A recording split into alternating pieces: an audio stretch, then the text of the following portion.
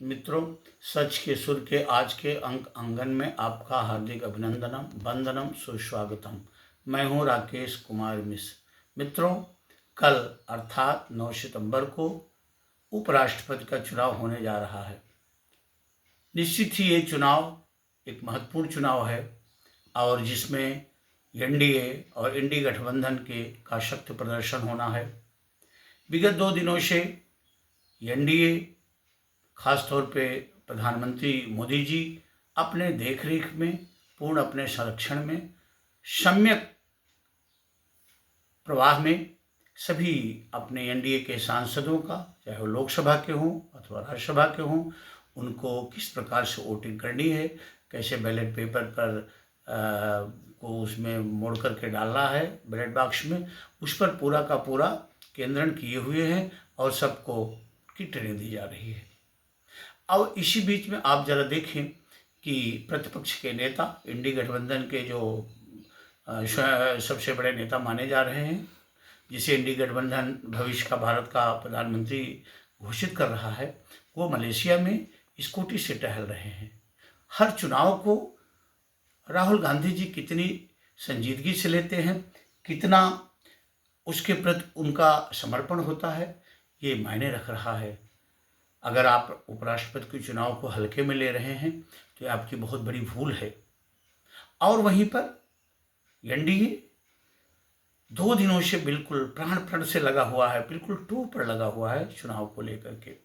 हालांकि कल वोटिंग होनी है और परिणाम सुनिश्चित है। एनडीए के जो उम्मीदवार हैं सीपी राधाकृष्णन जी, वो उपराष्ट्रपति बनने जा रहे हैं, क्योंकि लोकतंत्र में संख्या का खेल है और संख्या बल उनके साथ है। अब इसमें एक चीज़ ये मायने रखेगी कि कितना क्रॉस वोटिंग हो रहा है। उपराष्ट्रपति के चुनाव में व्हिप जारी नहीं होते हैं, तो ये देखने की बात होगी कि इसके पहले के उपराष्ट्रपति के चुनाव में जगदीप धनखड़ जी को जितना वोट मिली थी, क्या उसमें एनडीए गठबंधन वृद्धि करेगा अथवा उससे कमी होगी। तो ये एक प्रदर्शन होना है और देखा जाएगा कि कल क्या होता है, क्योंकि कल शाम तक ही परिणाम आ जाएगा। लेकिन सबसे महत्वपूर्ण बात है कि इंडी गठबंधन जिस देश के लोकतंत्र के संरक्षण की बात करता है, जिस भारतीय संविधान के संरक्षण की बात करता है, उसमें ही पूरे अपने देश में राष्ट्रपति के बाद संवैधानिक प्रमुख के रूप में हमारे उपराष्ट्रपति होता है। प्रोटोकॉल में वो द्वितीय होते हैं और उनका चुनाव हो रहा है, कितनी गंभीरता से ले रहे हैं। तो मित्रों, खैर, राहुल गांधी जी की जो कार्य संस्कृति है चुनाव को लेकर के, वो जग जाहिर है, सभी लोग देख रहे हैं। हालांकि वो मेहनत बहुत करते हैं, लेकिन उनकी मेहनत में कुछ ऐसी घटनाएं घट जाती हैं जो हमारे प्रधानमंत्री जी के लिए वरेण्य हो जाती हैं और उनको अत्यंत ऊंचाई देने लगती हैं।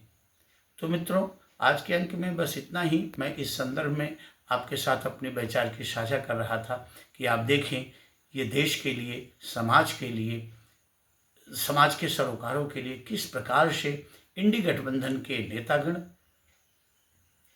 उसमें लगे हुए हैं, किस प्रकार से उसको ले रहे हैं।